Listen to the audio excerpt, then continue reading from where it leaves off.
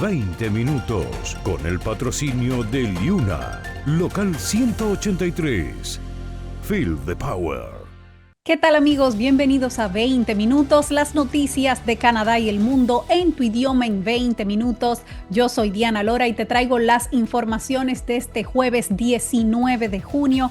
Tenemos detalles sobre una banda del crimen organizado que ha desmantelado la policía de Toronto y que estafaba a usuarios de taxis. Se hacían pasar por taxistas y les vamos a contar cuál era su modus operandi, cómo lo hacían. Pero además, señores, cómo sobrevivió una niña de tan solo 3 años, la niña de Montreal que estaba desaparecida desde el domingo y que fue rescatada en el día de ayer. De todo eso vamos a hablar en la edición de hoy, así como también del impacto del huracán Eric en México. Vamos con todos estos temas de inmediato.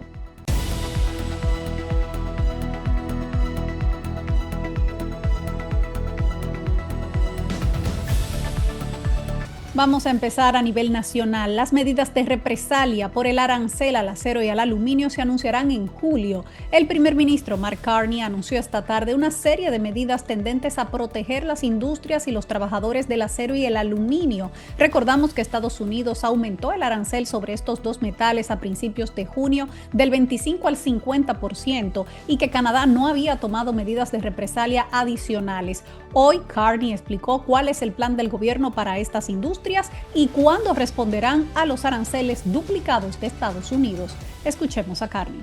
And that's why we're announcing that Canada will be introducing a series of countermeasures to protect Canadian steel and aluminum workers. Hoy estamos anunciando que Canadá pondrá en marcha una serie de medidas para proteger a los trabajadores y productores canadienses del acero y el aluminio. Primero, Canadá ajustará sus aranceles de represalia existentes al aluminio y el acero de Estados Unidos el 21 de julio, al final de los 30 días que acordamos. Vamos a ajustarlos a niveles consistentes con el progreso que hayamos alcanzado a ese punto de las negociaciones para un acuerdo comercial con los Estados Unidos. Segundo, vamos a aplicar normas de contratación recíprocas para asegurarnos que solo los productores canadienses y productores socios comerciales de países que tienen cero aranceles con Canadá puedan competir por contratos federales que involucren el uso de acero y aluminio. Cuando este aumento de los aranceles al acero y al aluminio al 50% entró en vigor, Catherine Cobben, quien es la directora ejecutiva de la Asociación Canadiense de Productores de Acero, emitió una dura declaración a los medios diciendo que con un arancel del 50% el mercado estadounidense está prácticamente cerrado al acero canadiense, dejando miles de millones de dólares de acero sin mercado. En ese momento exigió medidas urgentes del gobierno canadiense, le exigió que duplicaran el arancel a los Estados Unidos como medida de represalia, y lo mismo hizo el premier de Ontario, Doug Ford, quien también instó a Ottawa a duplicar ese arancel como respuesta a la medida de la administración de Donald Trump. Pero Carney dijo que estaban en medio de intensas negociaciones en ese momento y que se tomaría un tiempo no demasiado largo, dijo él, para responder, y ya le ha puesto fecha, 21 de julio. Por otro lado, señores, las familias van a ahorrar $280 y no 825 con el recorte de impuestos anunciado por el gobierno. Con ese recorte de impuestos sobre la renta planificado por el gobierno liberal, la familia canadiense promedio ahorrará $280 en su declaración del próximo año, mucho menos que los $825 que originalmente había prometido Carney. Así lo declaró el director de presupuesto parlamentario en un análisis que fue publicado en el día de ayer. Además, se espera que algunas personas mayores y solteros canadienses ahorren todavía menos. Eso ha provocado, por supuesto, críticas de los conservadores, quienes dicen que el recorte de impuestos es insuficiente. Recordamos que la propuesta liberal reduciría la tasa impositiva del 15% al 14,5% sobre los primeros $57,375 de ingresos imponibles a los canadienses este año y al 14% el próximo año. Esa promesa fue uno de los pilares de campaña del Partido Liberal durante las elecciones federales de esta primavera. En ese momento, el plan del primer ministro Mark Carney proponía ahorros anuales de hasta $825 para una familia con 2 ingresos. Cuando la legislación se presentó mediante una moción a finales del mes pasado, Finance Canada presentó un ahorro fiscal proyectado de $840 por pareja, pero Yves Giraud, el responsable parlamentario del presupuesto, dijo que la familia promedio probablemente no va a recuperar tanto dinero como lo que se prometió y se estima que por persona el contribuyente promedio ahorre $90 en su declaración de impuestos sobre la renta del 2025, ya que la reducción de impuestos entra en vigor el 1 de julio. La oficina de presupuesto prevé que el ahorro promedio entonces aumente a $190 el próximo año. Esa oficina también indica, la oficina parlamentaria, que una pareja con 2 ingresos en el segundo tramo impositivo y con un hijo obtendría el mayor ahorro de $750 en promedio en un año. Para el canadiense soltero promedio sin hijos en el tramo impositivo más alto, dice que el ahorro típico sería de unos $350, mientras que una persona mayor en el primer tramo impositivo obtendría un promedio de $50 el próximo año y una madre o un padre soltero en ese mismo tramo impositivo ahorraría en promedio solo $140. Vilma Filici, Filici Immigration Services. Llámala al 416-482-1575. Fabián Brizuela, CSI Mortgages. Más que una hipoteca, tu mejor decisión. 289-236-2773. Y ahora sí vamos con una de las noticias que prometimos al principio. Cientos de personas fueron estafadas por falsos taxistas en Toronto. La policía de Toronto afirma que cientos de personas fueron estafadas por más de $500,000 por delincuentes que se hacían pasar por taxistas en un fraude a gran escala. El detective David Coffey dio a conocer los detalles de la investigación que terminó con el arresto de 11 personas y que la policía ha llamado como Operación Tarifa. Así operaba esta red criminal. The scam involved the suspects masquerading as legitimate taxi operators. La estafa consistía en personas que se hacían pasar por taxistas legítimos. Los sospechosos no eran taxistas con licencias reales. Recogían a sus víctimas y les pedían que pagaran el viaje con tarjeta de crédito o débito. Durante la transacción, los sospechosos discretamente cambiaban la tarjeta de la víctima por otra tarjeta similar a la suya.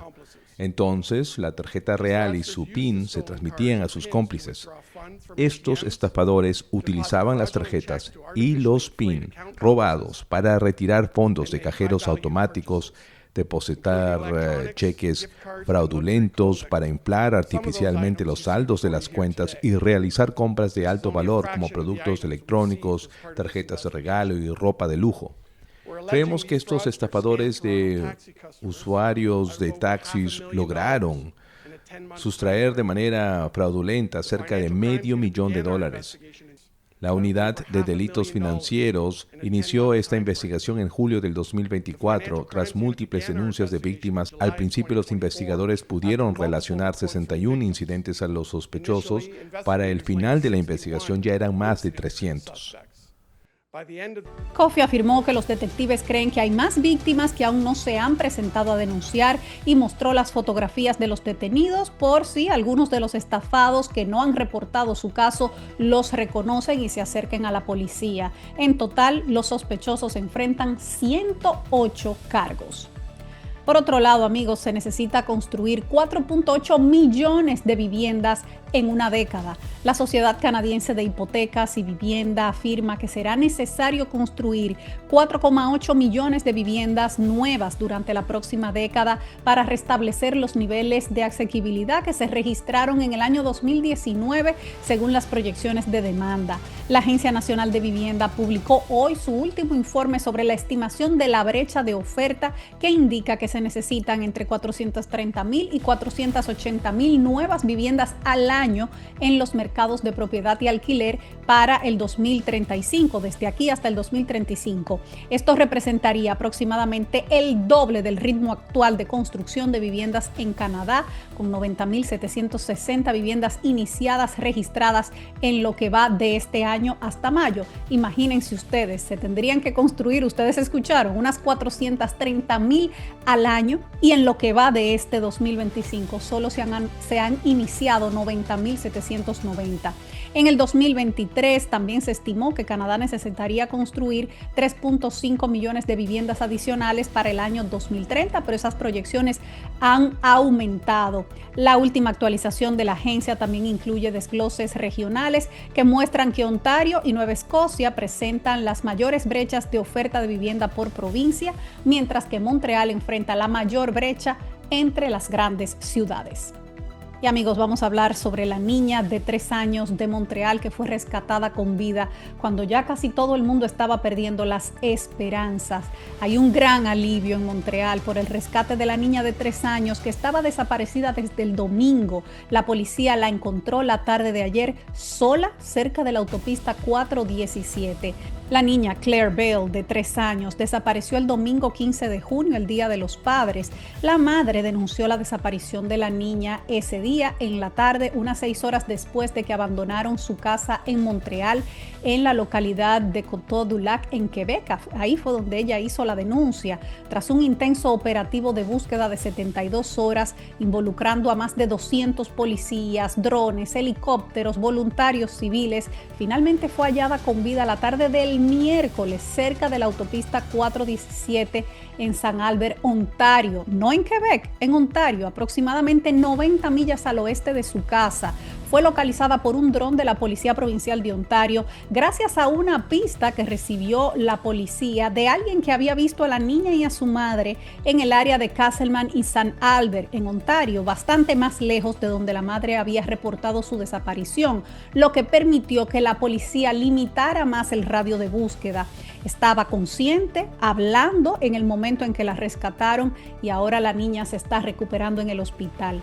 Todavía no se conocen todos los detalles de cómo una niña tan pequeña logró sobrevivir sola 4 días y además cerca de una autopista. El premier de Quebec, François Legault, se hizo eco de ese sentimiento de alivio que hoy se vive en Montreal con una publicación en redes sociales diciendo: quiero expresar mi más sincero agradecimiento a todos los agentes de la policía, a la Sûreté de Quebec y sus colaboradores que trabajaron incansablemente para encontrarla, así como a sus colegas de la Policía Provincial de Ontario. También quiero reconocer la contribución de todos aquellos que proporcionaron información a la policía, lo que les permitió encontrar a la niña con vida.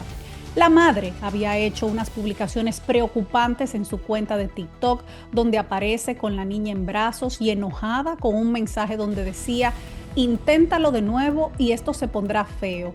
Te estás enfrentando a una madre que no tiene nada que perder. No está claro a quién se refería la madre. Ella es Rachel Ella Todd, de 34 años, y fue arrestada por abandono de menores.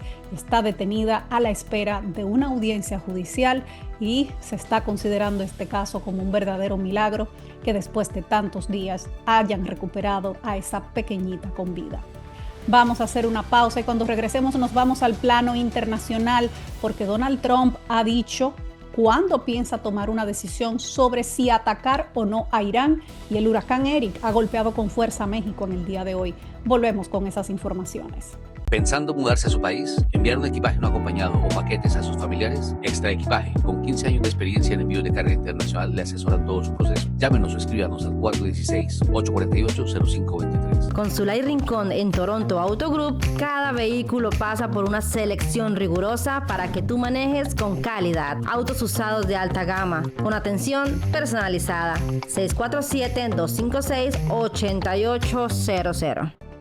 Estamos de vuelta en 20 minutos. Gracias por acompañarnos. Damos un vistazo a las informaciones a nivel internacional.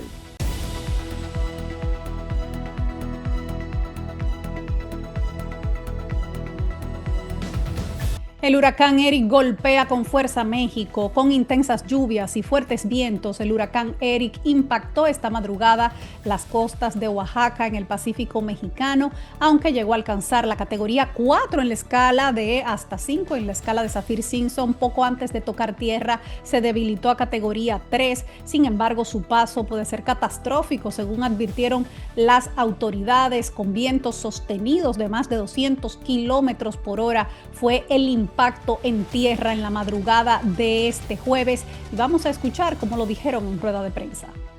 en este momento está en tierra. Ingresó, pegó en la costa de Oaxaca, en una población que se llama Corralero, por Pinotepa Nacional, entre las 5 y 5 y media de la mañana, en ese lapso. Sin embargo, como ven las bandas nubosas y los efectos del huracán en la gráfica, la primera gráfica, se ve que los efectos se iniciaron desde la madrugada. O sea, desde la madrugada se empezaron a sentir porque el huracán tiene un radio de acción importante. Impactó como huracán categoría 3, venía con categoría 4, pero al llegar a la costa bajó su intensidad. Bueno, estos es los pronósticos más, cómo va a seguir avanzando, tierra adentro.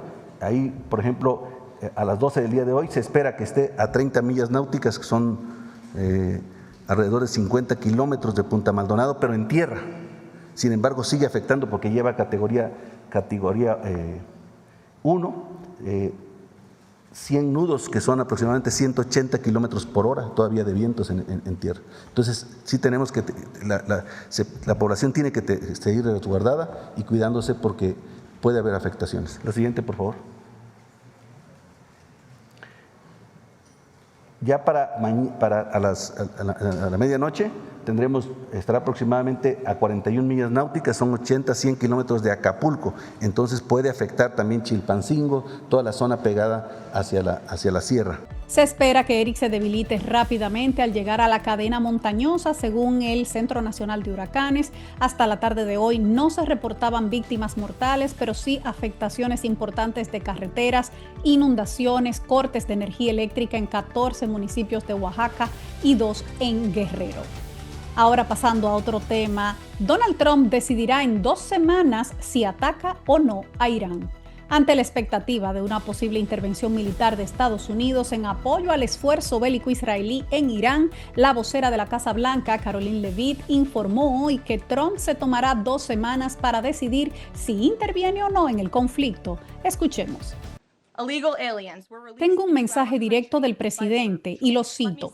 Basado en el hecho de que hay una oportunidad sustancial de negociación que podría darse o no con Irán en el futuro cercano, tomaré mi decisión sobre si ir o no en las próximas 2 semanas. Ese es el mensaje del presidente para todos ustedes en el día de hoy. Israel quiere que Estados Unidos bombardee las instalaciones nucleares de Irán, pero al parecer el presidente Trump no quiere ser arrastrado a una intervención militar en Irán sin dar oportunidad a una negociación. Mientras tanto, decenas de personas han resultado heridas en Israel en una serie de ataques con misiles. El más importante alcanzó el hospital Soroka en la ciudad de Beersheba, en el sur del país. Ahí más de 30 personas resultaron heridas. Teherán ha asegurado que el objetivo no era el centro médico, sino unas bases militares cercanas. Los misiles iraníes de la noche pasada y de esta mañana dejaron decenas de heridos en Israel en 3 de las principales ciudades del país. En Beersheba, un misil impactó, como dijimos, el hospital de Soroka, causando serios daños. Ahí se ordenó la evacuación de los internados a otros centros médicos. El ejército estimó que Irán lanzó en total 25 misiles balísticos desde ayer y por lo menos 3 de ellos hicieron impacto. Además del caído en el hospital, los otros cayeron en las ciudades de Ramat Gan y Jolón, ambas vecinas de Tel Aviv, dejando un saldo de 20 heridos y numerosos daños materiales. El ministro de Defensa Israel Katz anunció que Israel intensificará los ataques contra símbolos del gobierno iraní con el objetivo de hacer tambalear al régimen del ayatolá. Katz acusó a Jamenei de cometer crímenes de guerra al disparar deliberadamente contra la población civil mientras permanece escondido en un refugio subterráneo, algo parecido a lo que también le han dicho a Israel cuando ha bombardeado zonas civiles en Gaza. Ya para finalizar, vamos a ver lo que nos espera mañana en el clima en las principales ciudades del país.